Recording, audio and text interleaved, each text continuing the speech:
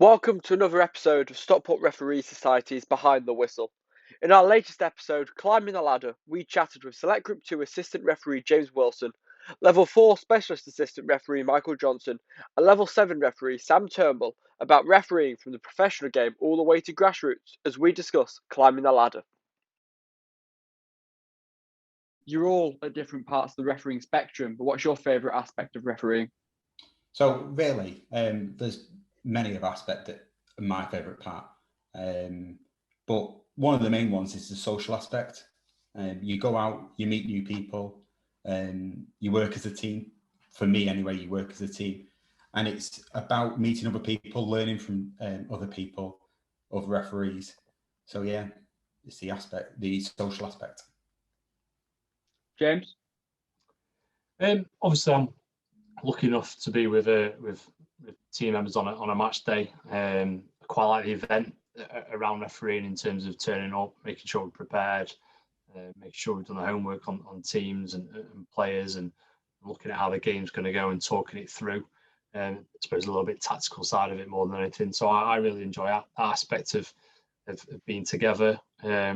Also, the crack that we have beforehand during the game, it's really enjoyable. That's because I bang on about this every single time. It's got to be enjoyable because otherwise, why would you do it? So having a good time.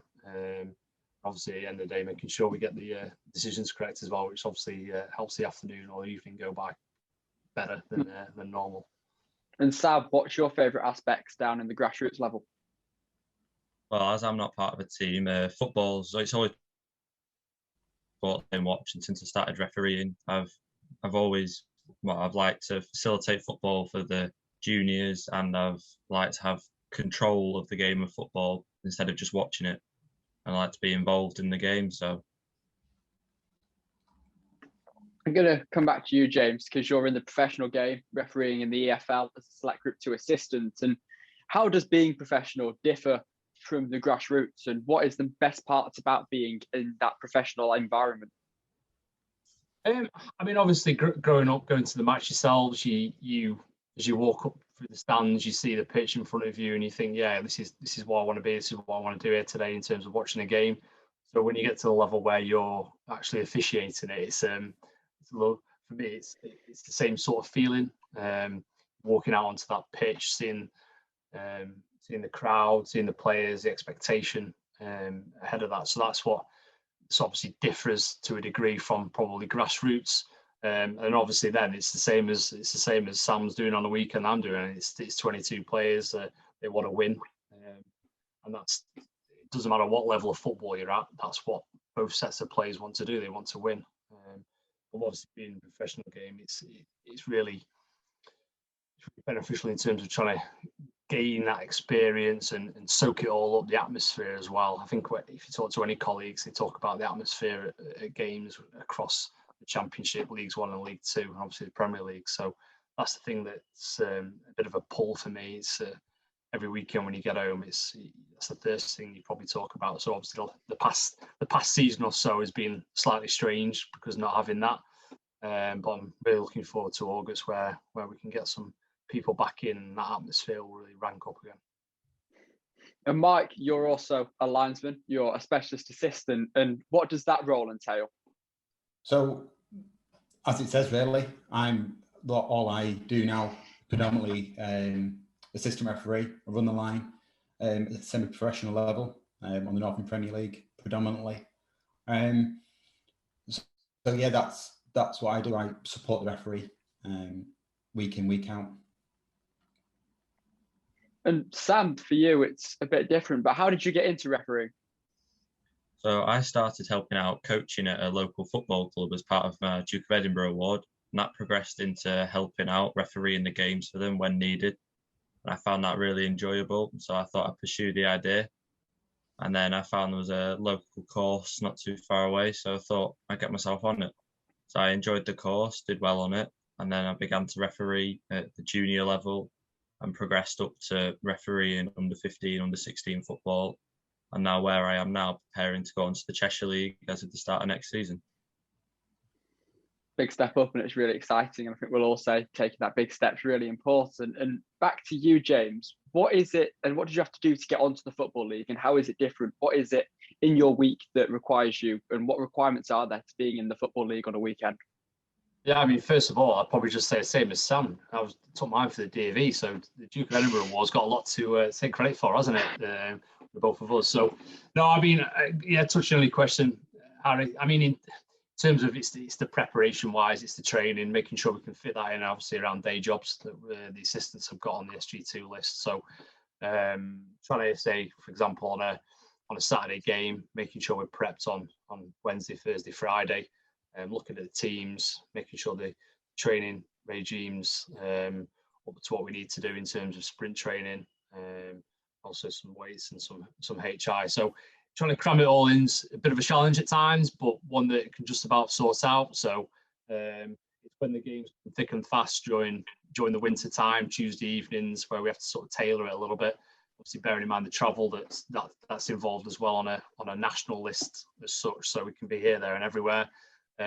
Luckily, I'm being quite central in Stockport. We've got quite a few teams around, so I tend to pop down to the Midlands and up to the northeast. So it's quite good for that in terms of travelling. So yeah, that's the main thing. Just making sure both mentally and physically we're prepared for the games. I'm a big believer in sort of the mental side and making sure if I'm switched on ahead of a match week, then I'll know about performing to the best of my capabilities. And we speak about the jump between the grassroots and the professional game, but there's a pretty big jump when it comes to climbing the ladder from level 5 to 4 in refereeing. And how did you manage to get that jump from 5 to 4, Mike? So a few years ago now, but it's through refereeing on the likes of the Cheshire League or the Manchester League at the time for me. And through that, it's the being observed, taking as much advice from anyone as you can to make yourself better. So from the observations, you have to do a fitness test, and then you get invited onto the level 4 referee. But from that, I've been fortunate enough now to take the route of the specialist assistant. Something which a lot of people have said in the past that I'm a good assistant at. So I decided to take that route. And as I've mentioned, I will just be running the line from now on. But that's a route that's only just being created.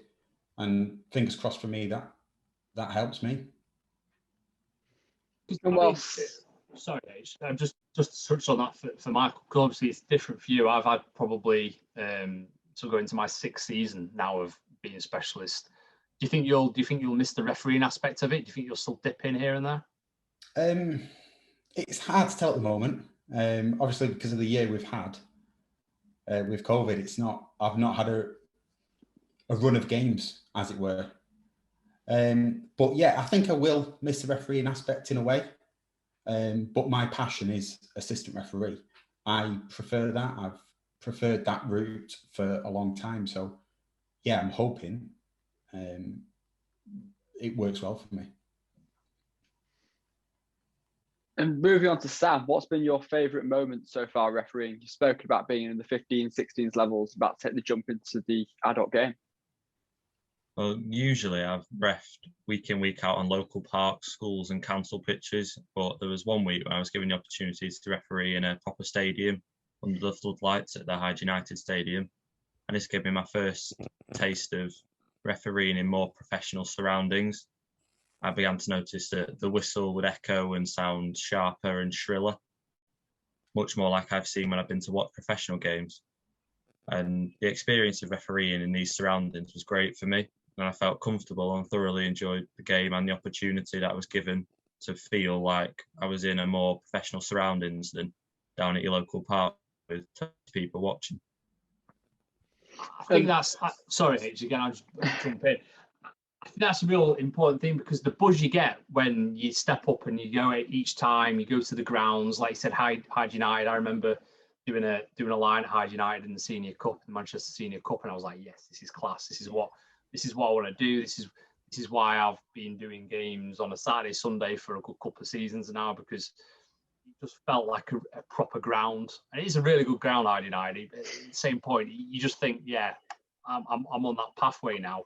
And it does give you a proper buzz. And every time you go back and you go to each ground, not I'm a ground geek or anything, but you can sort of tick them off a little bit, can't you? You can go, right, I've done that one, bang. I can see, where else can I go? I wonder who else I can go out and be appointed to. So no, I totally agree with Sam on that. I have to say though, when I went out there, I was thinking, yeah, this is what I want to do. I want to be doing this week in, week out. So I'm going to work hard to try and get to that. Yeah, definitely. I mean, even at my level, you go to some grounds and you think, you're excited when you get to the ground, because some of the facilities are outstanding. And yeah, it is that buzz. Even at my level, I think it's at all levels of the pyramid, you get that buzz. So yeah. And speaking of that buzz and going up the ladder, you've got Stockport referees and the development that we have through meetings in person and online in the past year. And I'll go with you first, Sam. How has Stockport refs helped in your development? There's always been a support network available for me, and there's always someone there that's happy to help, or you can ask for advice, because the more experienced referees have experienced the same things as me so they can share their expertise, and I can learn from that, and I can build on my game, so to speak, as a referee. I can build on my performance through help from, be it any of you three or anyone else at the society. I've also found that having the meetings, they're engaging, informative and enjoyable. And for me, one of the best parts we've had is when we get the guest speakers in. We've had from all different levels, people who have just started on, like James with you. I believe you spoke quite a few times, and Mike, so have you, up to Anthony Taylor when he came in that time. I remember that. So it just helps inspire me and to continue my refereeing career as far as I can. James, go on to you. Of course, you and Mike are both committee members at Stockport Refs, but still, how have they helped with your development?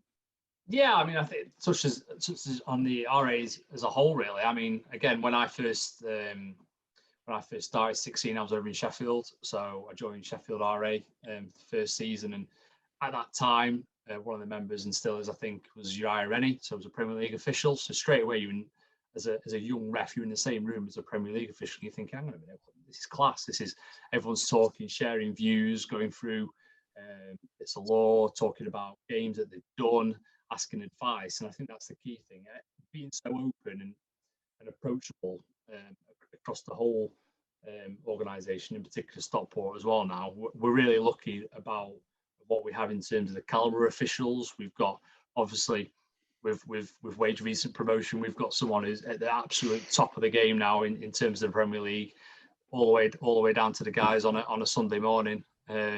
So that's valuable. Not many societies are lucky to have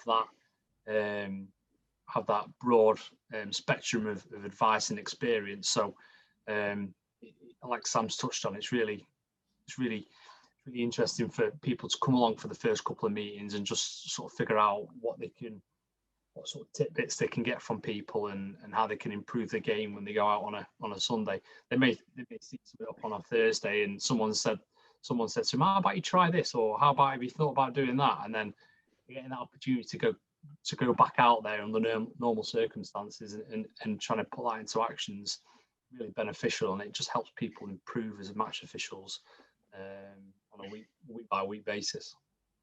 Anything else to add, Mike? Yeah, I mean, without the fear of sounding the same, but it is the referees. It is the different level of referees. You take advice from literally everyone. I mean, as well, the Bob Hurren Trophy. I was fortunate enough to win that in the first couple of years of joining Stockport referees at 14. So I won that, and that's carried on. It's the committee members are going out to see the newly qualified referees to give them advice, to give them that extra support that they might need. And like James said, it's the little bits without being a formal assessment or an observation. It's those little bits that you can pick up on throughout the game without the pressure, really. So you can try it, you can try new things, and if it doesn't work for you, you don't use it, but at least you've had that opportunity to try other things from experienced referees. To echo that, Mike, from the Bob Horan Trophy, I was lucky to win that in my first year, and it's just helped to have a mentor down there watching you to then pick up on your good bits to give you praise and pick up on bits for you to improve, so that when you go out next week, you think, when you're in that situation, you think, oh, what did the mentor say last week? Oh, well, I can try that. As you say, if it works for you, it works. But if not, at least someone's given you the opportunity to try that. And there's no pressure there from like the county. It's just a friendly face in a way. Mm-hmm. You know the person, so they're not gonna slate you as much as they can. They're there to try and help you improve as a referee. H, have you won the Bob Horan Trophy as well? I haven't, no. I was about to say, I thought you won that. I thought you were going to sit around and say he's won it, and I was going to say, no, I'm the only person. Well, right, me and you, right, that's fine. Exactly. That's fine. Yeah. I think you two are a little bit old now. I've been quite lucky. I've been in it for 4 years, the Bob Horan Trophy, and like you've all said, it's a fantastic development thing, especially when we're much younger. And speaking of stuff like that, for the younger referees who may be watching, what tips do you have for people getting into refereeing? Sam, I'll come to you first. I would just say, if you want to do it, go for it. You just give it a go. If you set your mind to it and you focus, you can go as far as you want to go for it. You can stop at whatever level fits you. And there's always a support network there for you. People will always be happy to help you out, give you advice, and just help you develop.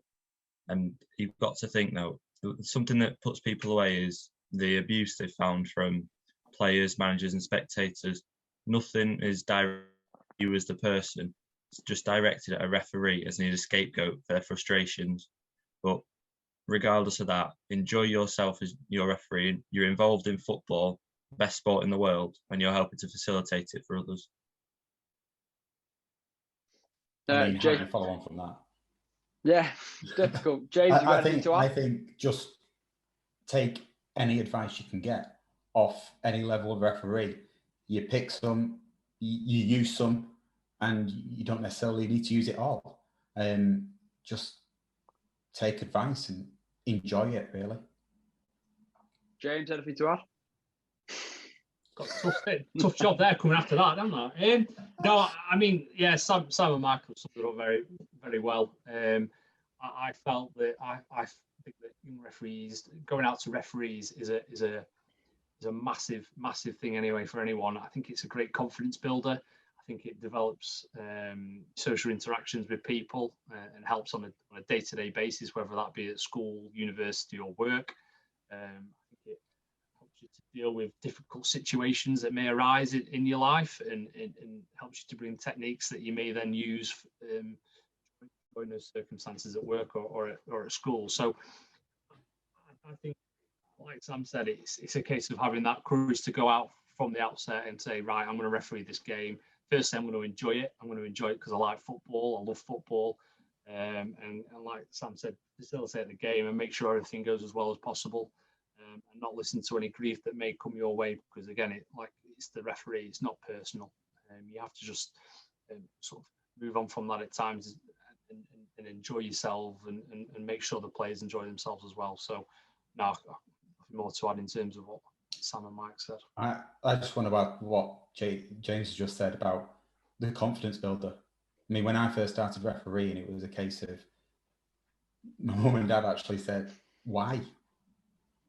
And because I wasn't that confident person. And then you look at it now and you think, well, I'm glad I made that decision. It is a massive confidence builder. Echo that as well. I wasn't always the most confident, but going out to referee builds your people management and also just your understanding of football. Because if you've watched as a fan, you've always had a one-sided view of things. As a referee, you see every side to every incident, and it just helps to shape you, be it your confidence, your people management, and just your mental health. For me, it's just helped me. Like, I've relaxed when I go out on the pitch. I think, well, this is my 80, 90 minutes, however long the pitch is. Just, I'm going to enjoy this.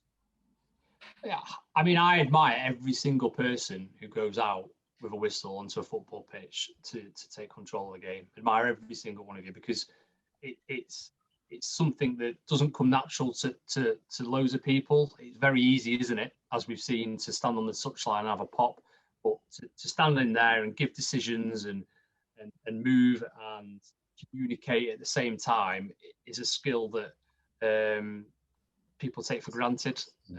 So to be able to do that is a real achievement for anyone. So yeah, big pat on the backs for everyone who goes out there on a weekly basis. A huge thank you to James, Mike, and Sam for joining us for our latest episode of Behind the Whistle, Climbing the Ladder.